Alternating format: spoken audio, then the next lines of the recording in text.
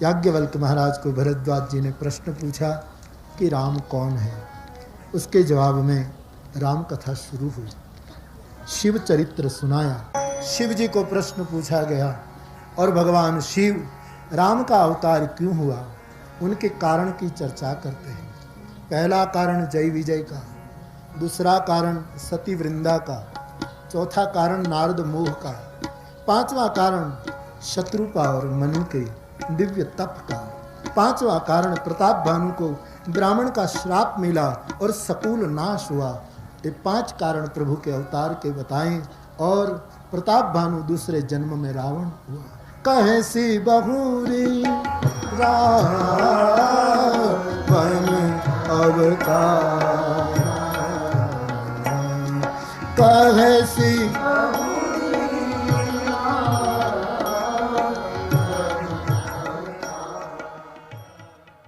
रामचरितमानस में राम जी के जन्म की कथा से पूर्व रावण का जन्म बताया है। पहले अंधेरा आता है, बाद में सूरज निकलता है। पहले निशिचर वंश की कथा बताई, बाद में सूर्य वंश की कथा कही। प्रताप भानु रावण के रूप में प्रकट हो जाता है, अरिमर्दन उसका भाई कुंभकर्ण के रूप में आता है, और धर्मरुचि नामक जो प्रधान था वो विभीषण के रूप में आता है। तो रावण बहुत शक्तिशाली साबित हुआ। तीनों भाई ने बहुत तपस्या की। ब्रह्मा ने आकर वरदान दिया तो कहा कि वानर और मनुष्य के सिवा हम किसी के हाथ न मरे। ब्रह्मा ने तथास्तु कह लिया। कुंभकर्ण की बुद्धि सरस्वती के माध्यम से पलट दी गई और कुंभकर्ण ने 6 मास की निद्रा मांग ली। विभीषण ने मांगा जन्म जन्म भगवंत पद में प्रीत मांगी। बाद में रावण की मंदोदरी नामक स्त्री के साथ शादी हुई, अपने दोनों भाइयों को भी ब्याह दिया। मैदानव नामक राक्षस ने समुद्र के बीच त्रिकुट पर जहां यक्ष रहते थे उसको निकालकर एक दिव्य नगरी निर्माण कर दी, जिसका नाम लंका रखा। रावण पूरा समाज के साथ लंका में बसने लगा। पूर्ण समृद्धि। इतनी समृद्धि से भी रावण तृप्त नहीं हुआ तो कुबेर का धन भंडार लूट आया। मंदोदरी जैसी अति खूबसूरत नारी थी, फिर भी उसको संतोष नहीं हुआ तो नाग कन्याओं को पाताल से उठा लिया। अपने बाहुबल से कैलाश को उठाकर दुनिया को अपना बाहुबल का दर्शन करवाया। सौंदर्य का शिकारी और दूसरों की संपत्ति की लूट चलाने लगा रावण। अपने परिवार के लोगों को और पूर्ववासियों को भी उसने कहा कि यज्ञ तोड़ो, वेद पुराण की बात बंद करा दो, जहां भी सत्कार्य हो रहा हो उसको तोड़ डालिए ताकि देवता वो भूखे बनकर मेरे पास आ जाए। उस बाद में उसको मारना छोड़ना जो करना सो मैं करूंगा। रावण ने अपने परिवार और पुरजनों को ऐसी सूचना दी राक्षस कुल को, और उसके आदमी समाज के सभी वर्ग में फैल जाते हैं और समाज को भ्रष्ट करने लगे। नदियों के पानी लाल रंग में मुनियों के खून से रंग दिए गए। यज्ञ बंद होने लगा, वृक्ष काटे जाने लगे, गायों की कत्ल होने लगी, ऋषि मुनियों का अपमान होने लगा। बाबा जी ने लिखा है कि ऐसा समाज रावण ने निर्माण किया जहां कोई माता पिता को नहीं मानता, गुरु को नहीं मानता, गाय को नहीं मानता, सत्कार्य को नहीं मानता। शिव जी तो व्याख्या कर देते हैं कि पार्वती जिसका ऐसा आचरण हो उसको राक्षस समझ लो। मानसकार कहते हैं रावण के त्रास से धरा अकुलाने लगी। गाय का रूप लेकर पृथ्वी ऋषि मुनियों के पास जाकर रोई। 18 भार वनस्पति, इतना बड़ा समुद्र, इतने बड़े बड़े पहाड़, इन सब का वजन मुझे नहीं लगता जितना भार इन पर द्रोहियों का लग रहा है। धरती कब कांपती है? जब आदमी धर्म भ्रष्ट होकर कदम रखता है धरती पर, तब धरती कांप जाती है। और गाय का रूप लेकर ऋषि मुनियों से शिकायत करती हैं, और तब ऋषि मुनियों का कर्तव्य हो जाता है कि राम का प्राकट्य हो। ऐसा कोई उपाय सोचे, ऐसा कोई उपाय ढूंढे कि समाज में राम का प्राकट्य हो, राम का जन्म हो और संसार को विश्राम प्राप्त हो। तो ऋषि मुनियों को पहले कहा गया और ऋषि मुनि इनमें उतरे। सब देवताओं के पास गए, देवताओं को सावधान किया। देवताओं ने कहा कि हम भी कुछ नहीं कर पाएंगे। ब्रह्मा जी के पास गए, ब्रह्मा जी ने भी कहा कि अब तो एक ही उपाय बचा, हम सब प्रार्थना करें। शिव जी कहते हैं मैं इस सभा में था देवी। ब्रह्मा जी ने सब देवताओं को पूछा कि भगवान कहाँ मिलेंगे, तो सब बिलग बिलग स्थान दिखाने लगे। इसी समय शिव जी ने कहा मैंने ब्रह्मा जी को कहा कि महाराज हरि व्यापक सर्वत्र समान, परमात्मा तो सब जगह व्याप्त है। यदि हम में प्रेम है तो भगवान यहाँ प्रकट हो सकते हैं, कहीं जाने की जरूरत नहीं। मेरे वचन ब्रह्मा को बहुत अच्छे लगे। मुझे साधुवाद देते हुए ब्रह्मा की अगवानी में समस्त देवकुल, समस्त ऋषिकुल, समस्त मुनिकुल और धरती गाय के रूप में इन सबों ने मिलकर परमात्मा के प्राकट्य के लिए इस विराट को प्रार्थना की कि हे हरि, अब तू भारत की भूमि पर आ और हमारी समस्याओं का जवाब दे। और सब भगवान की प्रार्थना करने लगे। गोस्वामी जी लिख रहे हैं, जय जय सूरनायक जन सुखदायक प्रणति पाल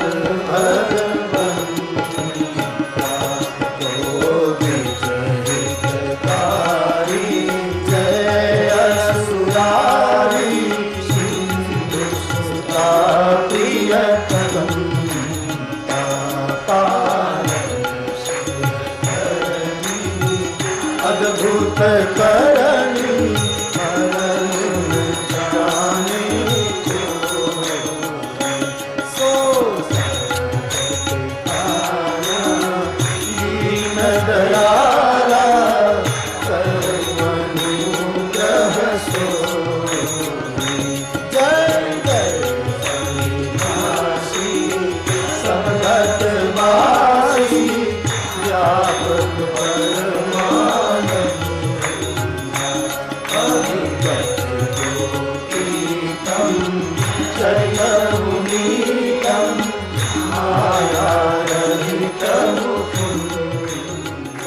समस्त देवकुल, समस्त ऋषि मुनिकुल ब्रह्मा की अगवानी में शिव के प्रस्ताव को स्वीकारते हुए धरती की समस्या का हल लाने के लिए एक साथ जुटकर इस परम की वंदना और परम की स्तुति करने लगे। तो कहने का मतलब ये स्तुति प्रमाण देती है कि देव, ऋषि, मुनि सब एक हो गया था। पूरा राष्ट्र, पूरी धरती रावण की समस्या से संसार को मुक्त करने के लिए, दशाननी विचारधारा से राष्ट्र को मुक्त करने के लिए। और फिर घटना ये घटी, आकाशवाणी हुई और आकाशवाणी से प्रभु ने कहा कि डरो मत, मैं अंश सहित अवतार धारण करूंगा रघुकुल में। हम 4 भाई बनकर आएंगे, थोड़ी प्रतीक्षा करो। सब देवता राजी हो गए। ब्रह्मा जी ने कहा, देवता लोग अब वानर रीछ का रूप धारण करके धरती पर पहुंच जाओ। क्या मतलब? पितामह ब्रह्मा ने कहा कि दैवी समाज को चाहिए राष्ट्र की सेवा में संलग्न हो जाए, अपनी सुंदरता, अपनी पद प्रतिष्ठा को एक और रखकर, सुंदरता को एक और रखकर बंदर भाव से निकल पड़े राष्ट्र को जोड़ने के लिए, राष्ट्र को एक करने के लिए। सभी देवताओं को गिरी कंदराओं में और वृक्ष की छायाओं में बानर और रीछ के रूप में भेज दिया ब्रह्मा ने। यानी एक सेवका के सेवा की दीक्षा दे दी कि जो भोग परायण लोग थे उनको सेवक बना दिए। और जब तक ये लोग भोग परायण रहे, रावण उसको मारता रहा। और वही भोग परायण बंदर भालू बनकर आए तो रावण पर धावा बोल दिया और रावण पर विजय हो गए। सेवा विजय कर सकती, समर्पित जीवन सफलता प्राप्त करता है। बंदर भालू के रूप में धरती भर गई। भगवान राम के जन्म की पूर्व भूमिका हो गई। और गोस्वामी जी कहते हैं अयोध्या की और गोस्वामी जी गति देते। अब चलिए जहां प्रभु का प्राकट्य हुआ वो अयोध्या में। एक बार भाव और श्रद्धा के साथ अयोध्या का जय जयकार करें। बोलिए अयोध्या धाम की जय। महाराज दशरथ जी का शासन है, रघुकुल मणि है राजन। मानसकार दशरथ जी का परिचय देते हुए बोले, तीनों वस्तु है उनमें, कर्म ज्ञान भक्ति, तीनों योग का समन्वित रूप महाराज दशरथ। धर्म धुरंधर है, धर्म कर्म है, गुण निधि ज्ञानी है और हृदय भक्ति मति सारंग पानी। भक्ति योग, ज्ञान योग, कर्म योग तीनों महाराज में। महाराज का परिचय, अवधपुरी रघुकुल वेद विदित दस धर्म धुरंधर गुण निधि ज्ञानी, हृदय भगति महति सारंग पानी, हृदय भगति महति सारंग पानी। महाराज नु जीवन दिव्य है, बहुत ज्ञान से, धर्म कर्म से और भक्ति से भरा जीवन है। कौशल्यादि प्रिय रानियां, राज महान है, प्रजा महान है, कुलगुरु परंपरा सब महान है, लेकिन गोस्वामी जी कहते हैं एक कमी थी, महाराज को पुत्र नहीं था। और एक बार ये पुत्र की कमी की ग्लानि महाराज को उदास कर देती है। गोस्वामी जी लिखते हैं, एक बार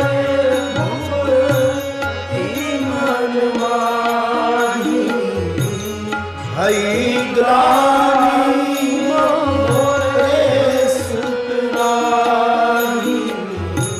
गुरु गृह गए तुरत मगता,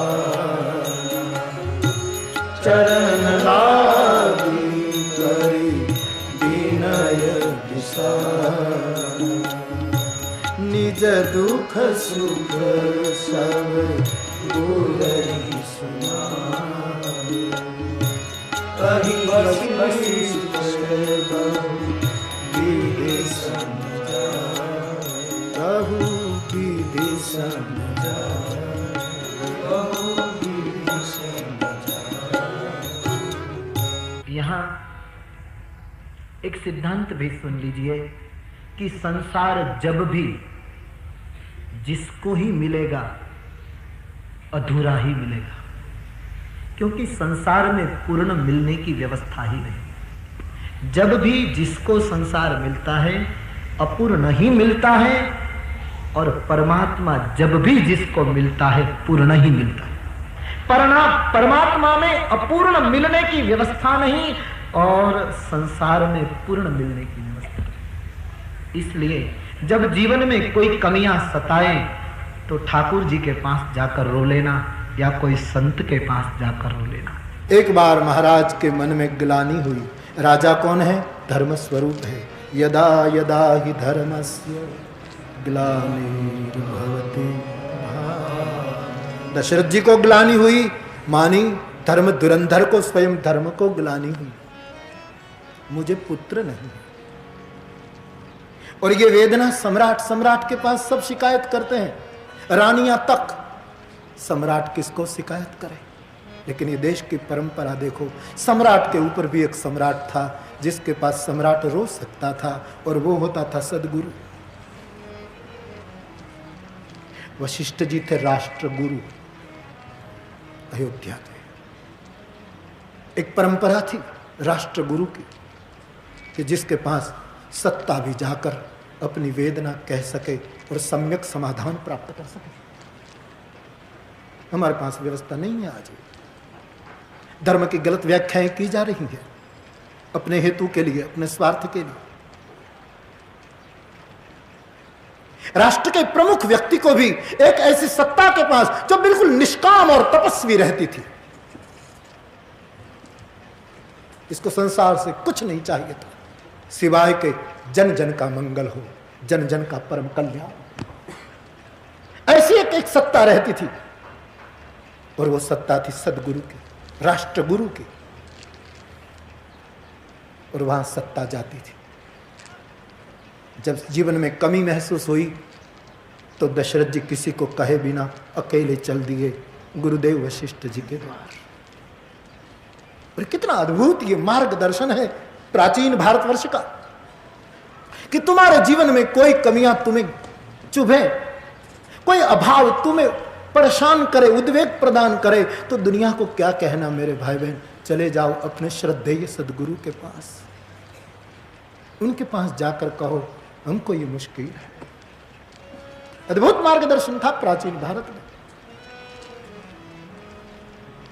और ऐसे राष्ट्र गुरुओं को पूछ करके इनके अनुशासन में शासन चलता था। परिणाम एक समय ऐसा आया था राष्ट्र में कि कि देश में छोटे छोटे राज्य या छोटे छोटे इलाके एक देश होते हैं तो इनमें कई आश्रम होते हैं कहीं, लेकिन एक समय ऐसा आ गया कि पूरा भारतवर्ष एक आश्रम बन गया था। नमेस्तेनो जनपदे, कहीं कोई चोर चोरी नहीं करता था, कहीं कोई मद्यपान नहीं करता था, कोई किसी का अनीति का धन नहीं लेता था, हर के आंगन में आहुतियां दी जाती, पूरा राष्ट्र एक आश्रम बन गया था।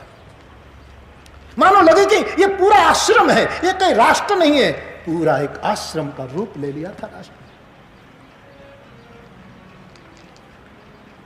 ऐसी एक निष्काम, एक अहेतु, एक सर्वजन हिताय सदगुरु की एक स्थिति थी राष्ट्र में। दशरथ जी गए उनके पास, अपने दुख का गान किया, मुझे ये दुख है, और दुख गाते गाते फिर सुख कहने लगे।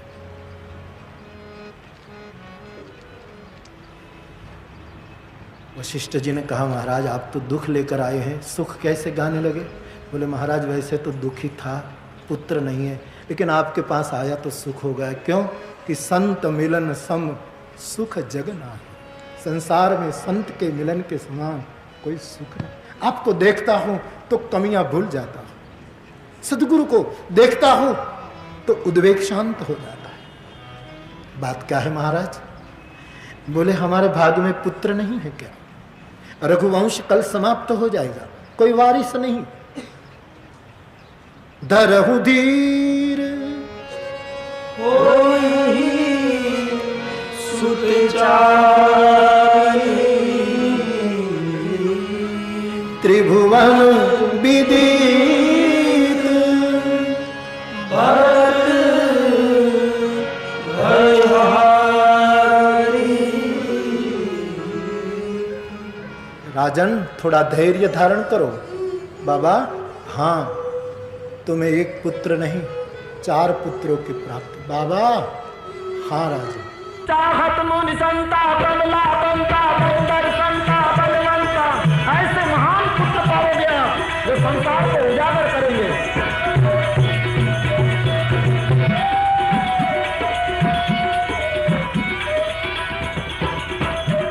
चाहत मुनि संता बलला बंता बलदर संता बलवंता, शक्तिवत धारण करम सुतार वंश उद्धारण भवतार, कई कई के कारण राज निवारण यपुर वितारण मदमारण भवसिंधु तारण जन अधिकारण, हर उतारण भगवंता जी भार उतारण, भगवंता जी भार उतारण भगवंत।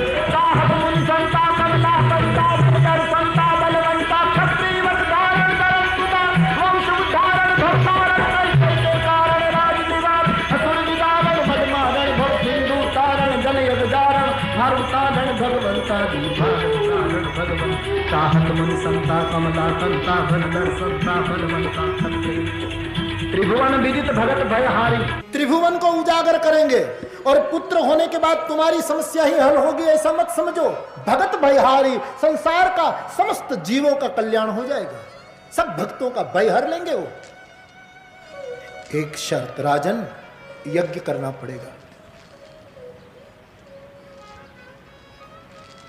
श्रृंगी को बुलाया गया।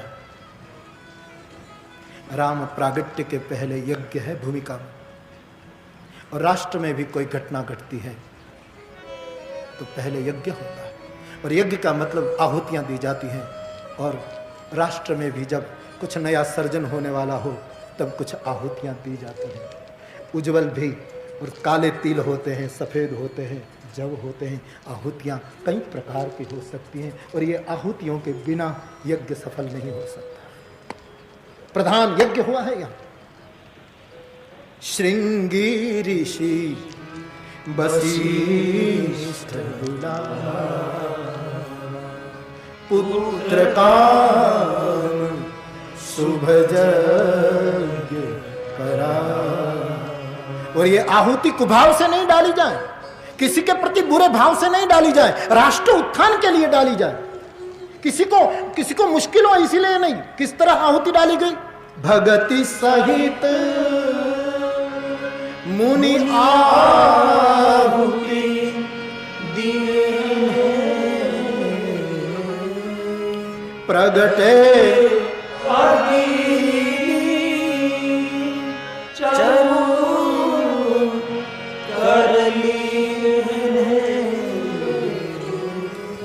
जो वशिष्ठ कछु हृदय विचार सकल काज सिद्ध भक्ति सहित आहुतियां दिया जा रही हैं। पूरी अयोध्या एक यज्ञ की धूम्र शिराओं से व्याप्त हो चुकी थी। अंतिम आहुति जब डाली गई, साक्षात यज्ञदेव अग्नि के रूप में प्रसाद का चरु लिए हुए यज्ञ कुंड से बाहर आए। यज्ञ नारायण का प्रागट्य हुआ। एक बार भाव और श्रद्धा के साथ बोलिए यज्ञ नारायण भगवान की, अग्नि नारायण भगवान की, वेद नारायण भगवान की, सदगुरु भगवान की। अग्नि के रूप में स्वयं बाहर आए, हाथ में प्रसाद का चरु। और ध्यान दो, बहुत महत्व की बात, जो प्रसाद लेकर यज्ञ कुंड से बाहर आए उसने राजा के साथ बात नहीं की, उसने ऋषि के साथ बात की। जब घटना घटती है तब कोई चेतना से के साथ बात की गई कि हे राज वशिष्ठ जी को कहा, जो वशिष्ठ कछु हृदय विचारा। राजन बीच में नहीं लाए, सत्ता को एक और रख दिया और कहा कि हे ऋषिराज, आपने जगत कल्याण के लिए जो सोचा है सकल काज भा सिद्ध तुम्हारा। दशरथ जी एक और खड़े हैं चुपचाप, जरा भी सत्ता को वहां महत्व नहीं दिया गया। यज्ञ की चेतना ने एक ऋषि की चेतना के साथ संवाद कर लिया। ये दो चेतना का संवाद था। एक दिव्य समझौती थी राष्ट्र मंगल की। राष्ट्र को आराम मिले इसलिए, राष्ट्र को विश्राम मिले इसलिए, राष्ट्र को राम मिले इसलिए एक अद्भुत संवाद, एक बहुत मंगल चर्चा हो गई थी। जो वशिष्ठ कछु हृदय विचारा सकल काज सिद्ध तुम्हारा। आपने जो सोचा है ऋषि, वो तुम्हारे मनोरथ पूरे हो जाएंगे। और ये जो मैं प्रसाद दे रहा हूं, ये जो कृपा दे रहा हूं, ये अब राजा को दे दो। देखिए निष्कामता ऋषि की और प्रगटी हुई चेतना दोनों की। यज्ञदेव ने कहा कि मैं जानता हूं आपको कुछ नहीं चाहिए, क्योंकि आप ऋषि हो, आप सदगुरु हो। तो ये प्रसाद जो है सत्ता को दे दो और उनको कहो कि यथा योग्य इस प्रसाद का वितरण कर दे। वो अकेला खाएगा तो राम प्रकट नहीं होगा, हराम प्रकट हो जाएगा। उसको कहो बांट दिया जाए जथाजोग। हाँ, बांटने में योग्यता जरूर देखी जाए, पात्रता जरूर देखी, लेकिन प्रसाद को बांटना चाहिए, कहो उनको। और भगवान राष्ट्र में जिन जिन पर सबके ऊपर बिलक बिलक कृपा प्रभु की उतरी हुई है, होती है। भगवान की कृपा जिस पर जिस ढंग से हुई हो, इसको कृपा समझना, प्रसाद समझना। और प्रसाद को भारतवासियों अकेले मत खाना, बांट कर खाना, सबको देना, ताकि हर आंगन में राम हो जाए, हर के आंगन में प्रभु का एक निवास हो जाए, हर घर अयोध्या बन जाए। तो प्रसाद यानी कृपा बांटो, अकेले मत खाओ, बांटना चाहिए प्रसाद। ये थी आज्ञा, कोई व्यक्ति की नहीं, यज्ञ पुरुष की आज्ञा थी। और यज्ञ को, अग्नि को किसी का स्वार्थ नहीं होता, अग्नि को किसी के प्रति पक्षपात या राग द्वेष नहीं होता। उसी परम चेतना ने ये सुझाव दिया था कि ये बांट दो, राजा को दो, और इतना कहकर अदृश्य हो गया। क्या लेना देना था यज्ञ पुरुष को? अदृश्य हो गया, अपनी बात पूरी करके चला गया, कोई लेना देना नहीं था। दशरथ जी ने प्रणाम किया, प्रसाद दशरथ जी के हाथ में गया और कहा कि ये हवि अपनी रानियों को बांट दो। प्रसाद लेकर महाराज राजभवन में भीतर तीनों रानियों को प्रसाद बांटते हैं। ये प्रसाद का बंटवारा जरा सोच और विचार मांग लेता है। आधा प्रसाद कौशल्या को दिया, आधा जो बचा उसमें से 2 हिस्से बनाए, पा भाग का प्रसाद श्री कैकेयी को दिया। पा जो बचा उसका 2 भाग करके एक कैकेयी के हाथ में और एक कौशल्या के हाथ में देकर कहा कि तुम दोनों रानी सुमित्रा को दे दो। तो दोनों ने सुमित्रा को दिया। राष्ट्र की कोई बहुत बड़ी व्यक्ति हमारा सम्मान करे और इतनी बड़ी व्यक्ति के द्वारा सम्मानित व्यक्ति सम्मान पाने के बाद मंच पर से किसी व्यक्ति को देख ले और दौड़कर उसके चरणों में वंदन करने लगे तो सबसे श्रेष्ठ सम्मान उसी व्यक्ति का माना जाता है कि राष्ट्र की इतनी बड़ी ने उसका सम्मान किया, वो तो उसको झुक रहा है। तो महाराज दशरथ जी ने पहले कौशल्या और कैकेयी का सम्मान किया, लेकिन दशरथ जी के द्वारा सम्मानित दोनों रानी अब अपने हाथ में प्रसाद लेकर सुमित्रा का सम्मान कर रही। तब सुमित्रा को लगा कि सबसे बड़ा सम्मान मेरा हुआ। आंख में अश्रु आ गए और गदगदित भाव से बोल उठी मन में कि तुम दोनों माताओं ने इतना बड़ा मेरा सम्मान किया, तो उसका बदला मैं कैसे दूं। भगवान करे आप दोनों के हाथों से जो प्रसाद मुझे मिला और उस प्रसाद के 2 भाग से यदि मुझे 2 पुत्र की प्राप्ति हो जाए तो कौशल्या माँ एक बेटा तेरे बेटी की सेवा में समर्पित कर दूंगी और दूसरा बेटा कैकेयी अम्बा तेरे पुत्र की सेवा में समर्पित। आपके सम्मान का प्रति उत्तर केवल मेरे पास इतना ही है। या तो एक कथा ऐसी भी सुनी है, महात्मा लोग कहते हैं कि आधा भाग कौशल्या जी को दिया, बाद में कैकेयी को दिया और पा भाग सुमित्रा जी को, लेकिन सुमित्रा के हाथ से जब वो खीर या यज्ञ प्रसाद रहा वो एक समड़ी पंखी आकर उठा ले गई, ऐसा कुछ कथा है। तो सुमित्रा जी के आंख में आंसू आ गए, मेरा प्रसाद चला गया तो मुझे तो पुत्र नहीं मिलेगा। तो कौशल्या और कैकेयी ने कहा माताजी रोना मत, अभी हमने हमारे प्रसाद का भक्षण नहीं किया, हम हमारे प्रसाद से आपको दे देते हैं। तो कौशल्या माँ ने अपने प्रसाद से थोड़ा दिया और कैकेयी माँ ने दिया, तो वो सुमित्रा जी को मिला और ये 2 प्रसाद के हिस्से से माँ को आनंद हुआ।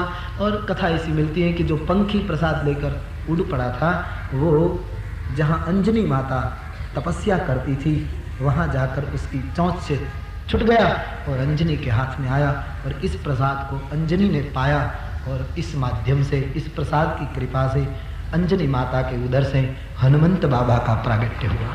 ऐसी कथा हम संत लोग से सुनी है हमने, ऐसी कुछ कथा है। यहाँ तो बाबा जी केवल इतना ही कहते हैं, माताओं ने प्रसाद अपने उदर में रखा और परमात्मा ने अपनी शक्ति प्रदान की, माता सगर्भा स्थिति का अनुभव करने लगी। मंदिर में शकुन होने लगे, माताओं का रूप बदलने लगा और ऋषियों की एकता ने, दैवी समाज की प्रार्थना ने, 2 चेतना की समझूती ने एक ऐसा प्रसाद वितरण कर दिया कि वातावरण सगर्भ हुआ और इस गर्भ से राम की प्राप्ति हो गई। ऐसे सकून, ऐसी भनक सुनाने लगे। मंदिर में सब राज ही राज, माताएं मंदिर में शोभ रही। स्वामी जी कहते हैं जा दिन ते हरि गर्भ राम गर्भ में। देखिए करुणा देखिए हरि की, जिसके गर्भ में समस्त ब्रह्मांड है। वो आज कौशल्या के गर्भ में आए और प्रभु का गर्भ में आना, समग्र जगत में सुख शांति फैलने लगी। सुख जुत काल बीतने लगा है। नवमी तिथि मधुमास पुनीता, नवमी तिथि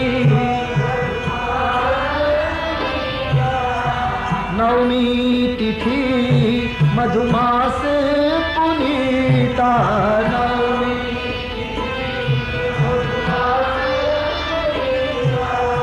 शुक्ल पक्ष अभिजित हरि प्रीता, शुक्ल पक्ष अभिजित हरि प्रीता, मध्य दिवस याति शीतल धाम,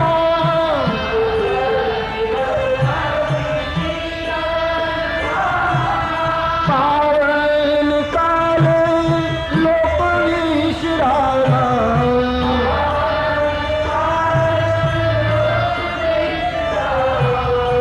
शीतल मंद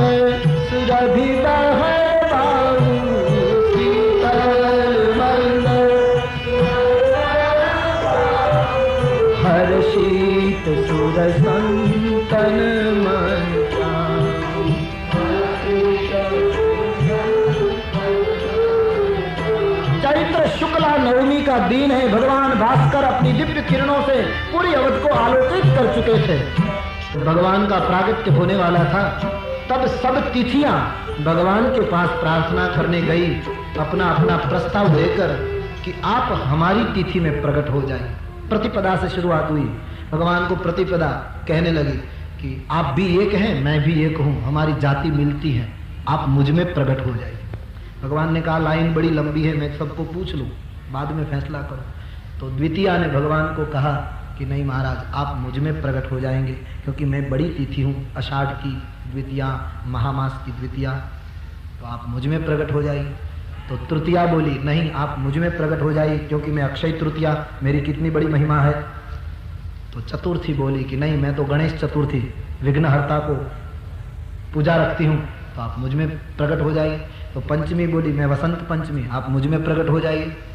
षष्ठी बोली कि हमारे गुजरात में रांधन छठ कहते हैं, आप हमें प्रकट हो जाए। सप्तमी बोली मैं शीतला सप्तमी, आप मुझ में प्रकट हो। अष्टमी बोली मैं दुर्गाष्टमी हूँ, आप मुझ में प्रकट हो जाए। भगवान सबकी बात सुनते थे, लेकिन जब नवमी की बारी आई तो भगवान ने देखा कि वो कुछ बोली नहीं, रोती रही। राम नवमी का दिन। एक अर्थ इस चौपाई का ये भी हो सकता है कि त्रेता युग में राम नवमी के दिन भगवान प्रकट हो गए, लेकिन हमारे लिए जिस दिन जिस तिथि में भगवान प्रकट हो जाए वो तिथि को नमस्कार। नवमी तिथि, वही तिथि को हमारा नमन, वही मास हमारे लिए मधुमास, वही पक्ष हमारे लिए शुक्ल पक्ष, वही तिथि हमारे लिए नवमी है। जिस तिथि में परमात्मा का प्रागट्य हमारे जीवन में हो जाए तो नवमी का दिन है, मधुमास है, शुक्ल पक्ष है, सूर्य नारायण ऊपर आ चुके हैं, न बहुत धूप है न शीत लहर है, बहुत ठंडी है। पावन समय है दोपहर का। समय कितना प्यारा चुना राम और कृष्ण ने। राम जी ने दोपहर 12 बजे का समय, मध्य दिन, श्री कृष्ण ने रात्रि का मध्य भाग चुना। क्यों? या तो एक सूर्य वंश के हैं, एक चंद्र वंश के हैं, इसलिए एक ने रात्रि और एक ने दिन कबूल कर लिया, या तो ये दोनों अवतारों ने हमको बताया कि दुनिया में ये दो समय जो संभाल लेता है वो साधु चरित हो जाता है। दोपहर के 12 बजे हर जीव को भूख सताती है, रात्रि के 12 बजे हर एक को काम सताता है। राम जी ने कहा कि मध्य दिन में आपको भूख सताए तो मेरा सिमरन करना, मैं भूख से मुक्त कर दूंगा, विश्राम दिलाऊंगा। कृष्ण ने कहा कि रात्रि को कामना सताए तो मेरा सिमरन करना, मैं कामना से मुक्त कर दूंगा। त्रेता युग, चैत्र मास, शुक्ल पक्ष, नवमी तिथि, अभिजीत, वो समय निकट आने लगा। पूरा राष्ट्र करवट बदलने जा रहा था। जैसे जैसे वो दिन करीब आया, अयोध्यावासी एक दूसरे से बात करते हैं तो रो पड़ते हैं, कुछ होगा, हमको सुकून हो रहा है। अवधवासी अपने अपने आंगन में गड्ढा करते हैं तो कंकर की जगह मणि निकलने लगे। यज्ञ में बिना आहुति डाले अग्नि प्रज्वलित होने लगा। राम प्राकट्य का समय निकट हुआ। पूरी प्रकृति सज धज के परमात्मा के स्वागत के लिए तैयार हुई थी। हम द्वार खोल कर बैठे हैं, तुम आ जाओ भगवान। हमने हमारे दरवाजे खुले कर दिए, अब तुम आओ। आसमां प्रसन्न था, दिशाएं शुद्ध थी, सरजू के आनंद की कोई सीमा नहीं थी आज, क्योंकि सरजू को लगा कि हम नदियों को समंदर के पास जाना पड़ता है। आज समंदर स्वयं अयोध्या आ रहा है, परमात्मा स्वयं आ रहा है। और गोस्वामी जी की लेखनी में हर्ष समाया नहीं। आज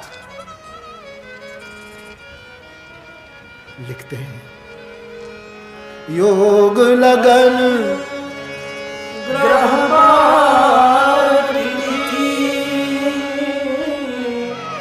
सकल अनुकूल चर अक्षर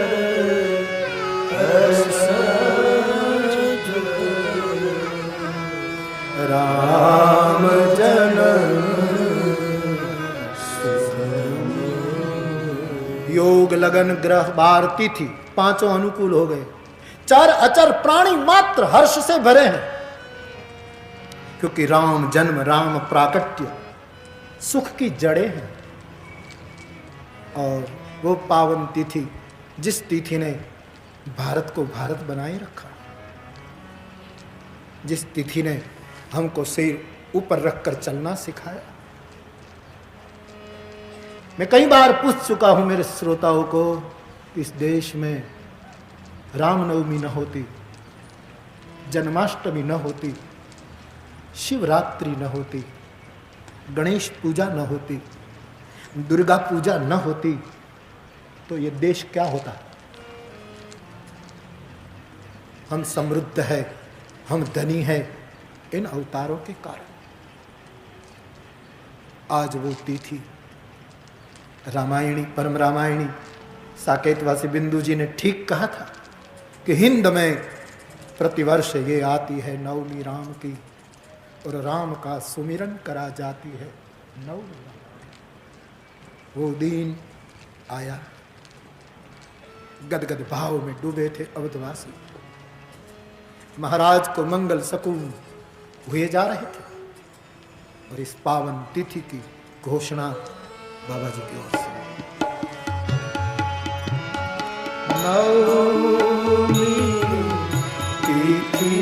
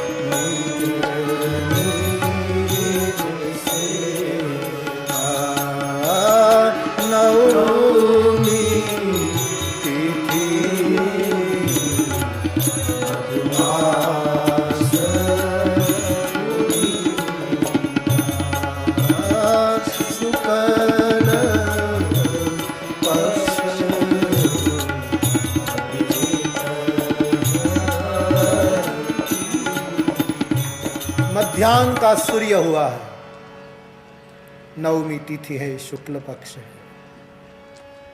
नई साल के प्रथम नवरात्र पूरे हुए। चैत्र मास से नई साल शुरू हुई। प्रथम रात्रि के प्रथम नए वर्ष के प्रथम ये शक्ति पूजा के दिन नवरात्र, वो दुर्गा पूजा के दिन पूरे हुए और शक्तिमान प्रगटने को है। वसंत ऋतु चल रही है, ऋतुओं में राजा वसंत है, राजा धीराज के घर प्रभु आ रहे हैं, इसलिए वसंत ऋतु पसंद की।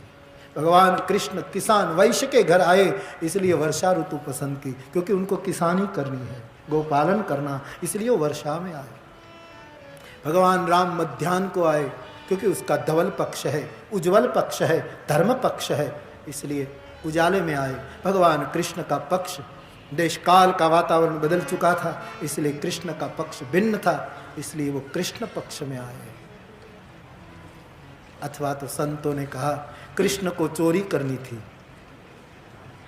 लीला करनी थी तो रात अच्छी रहे, वैसे तो दिन में ही माई लूट रहते थे, लेकिन दूसरी बात कृष्ण को रास रचना था और बिना रात्रि रास नहीं ठीक लगता, इसलिए उन्होंने रात्रि पसंद की, राम जी ने दिन पसंद किया। मंद सुगंध शीतल वायु बहने लगा। अचानक ये वायु की लहर पाकर अनुभव करके किसी ने पूछ लिया वायुदेव को कि आप अयोध्या में इतने प्रसन्न क्यों हैं, क्या बात है?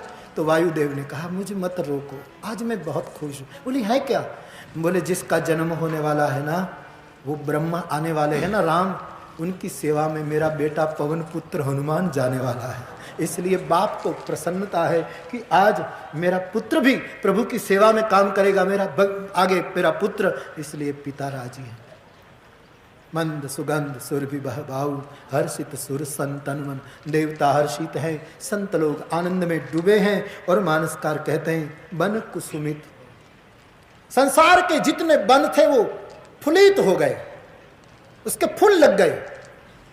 किसी ने बनराय को पूछा कि आपको फूल क्यों लग गए, वन आप इतने प्रसन्न क्यों हैं? तो वन ने जवाब दिया कि हम इसीलिए राजी हैं कि भले राम आज अयोध्या में प्रगटे, लेकिन 14 साल वन में रहेंगे, हमारे पास रहेंगे, इस खुशी की हम आज से खुशी मना रहे हैं, इसलिए वन राजी हो गए।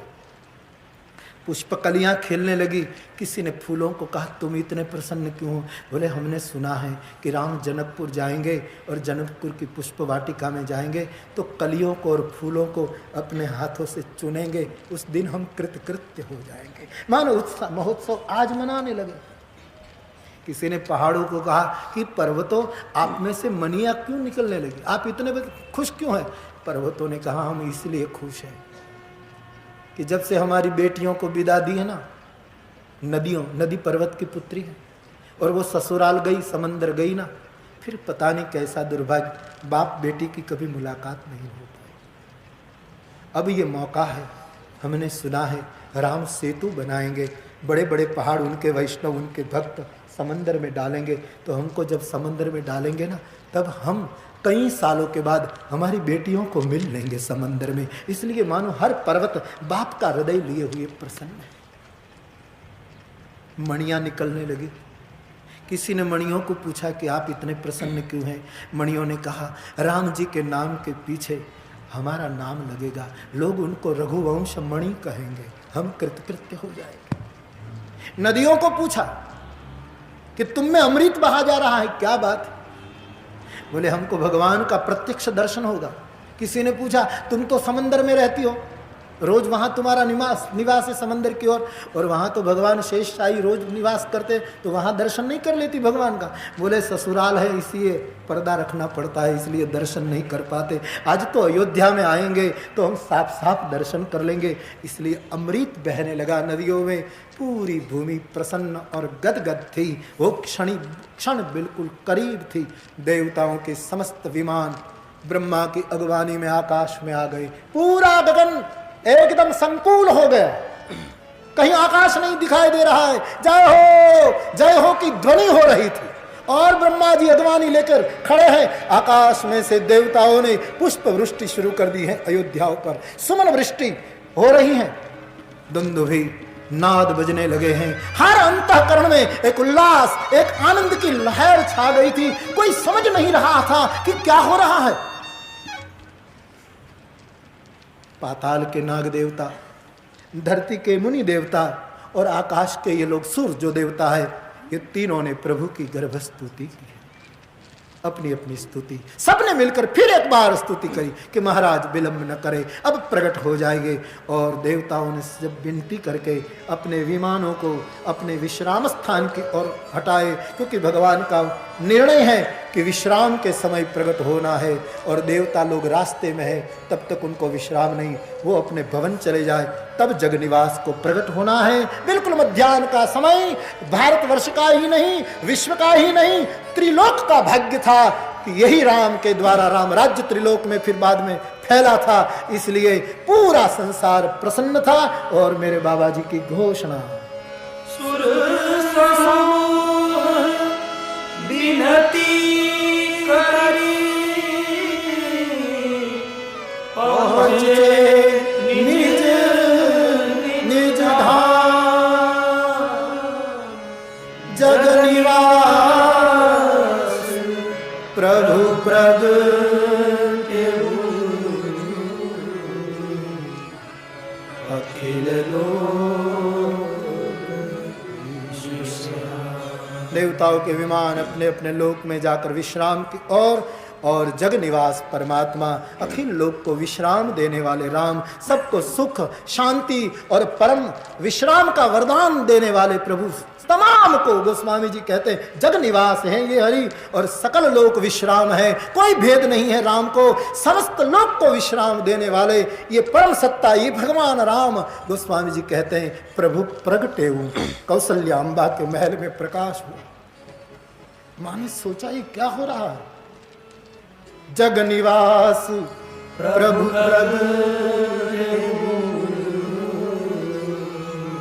राम अंधेरे से नहीं प्रगटा है, उजाले से प्रगटा है। एक प्रकाश होने लगा चारों ओर, और मां कौशल्या के सन्मुख एक प्रकाश पुंज से कुछ अवतरित हुआ। अखिल लोक विश्राम का दर्शन हुआ और चतुर्भुज रूप में परमात्मा को देखा।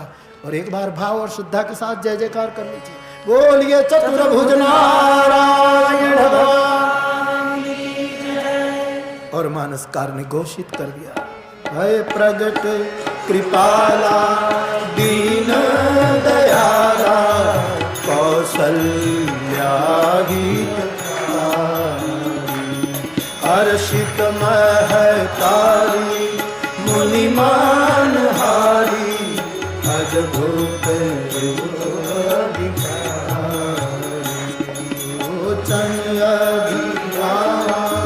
तन घन श्यामा निज आयुध भूषण वर्णमाला नयन विशाला शोभा सिंधु कंदुई कर जोरी अस्तुति तोरी के विधि माया ज्ञाना पीठ हमारा वेद पुराण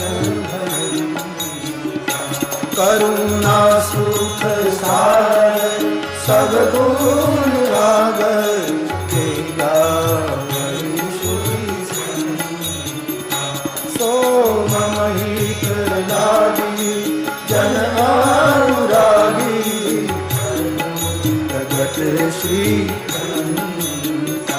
ब्रह्मांड निकाया निरमित माया रोम प्रति मऊर सोबासी या रूप हासी वीरमति उपजा जग ज्ञाना प्रभु मुस्काना चरित बहुत कभी कथा सुहाई मातु बुझाई प्रकार सूत माता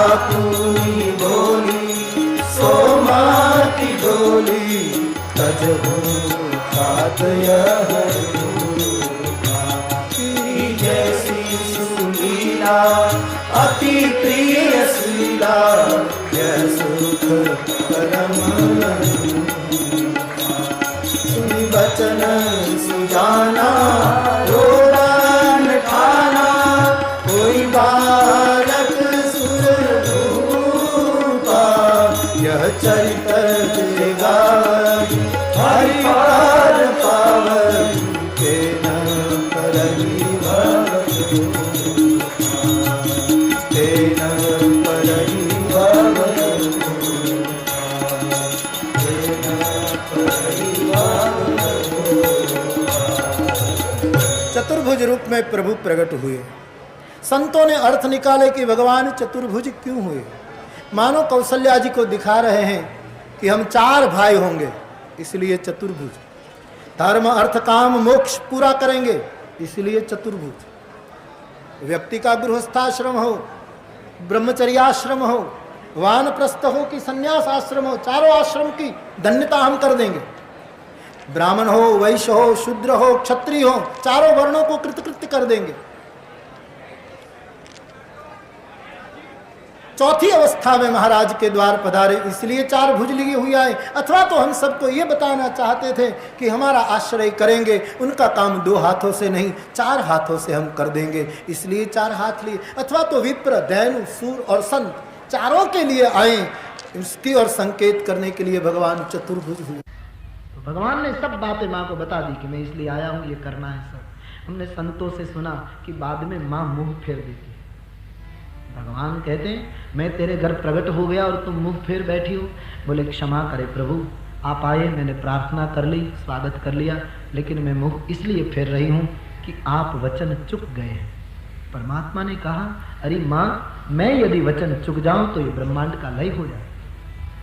बोले आपको शायद भावावेश में पता नहीं रहा, लेकिन आप वचन चुके हैं। क्या? बोले आपने कहा था मैं आपके घर पुत्र बनकर आऊंगा, आज आप पिता बनकर आए। महाराज मुझे ये रूप नहीं चाहिए, मुझे पुत्र रूप चाहिए।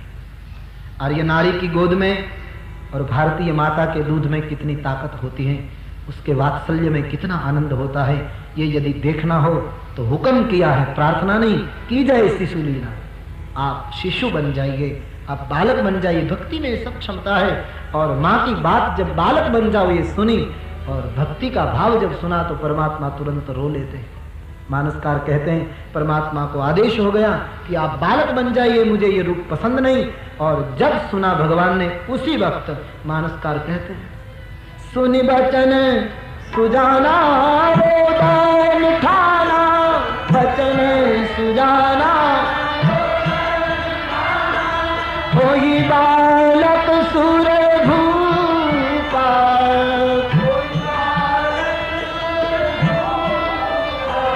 यह चरित्र जगावही हरिपद पावही, चरित्र जगावही तेन परहि भवतु।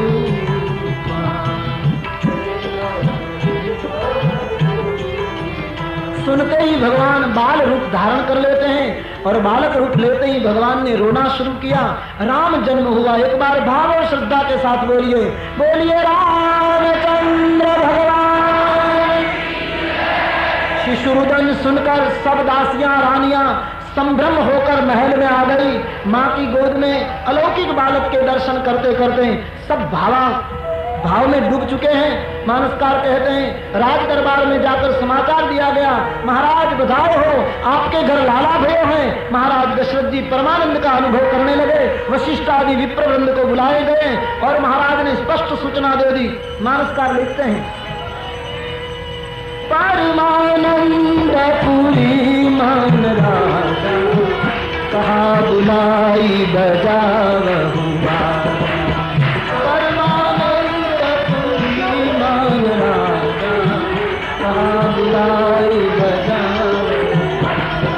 कहा बुलाई बजावे,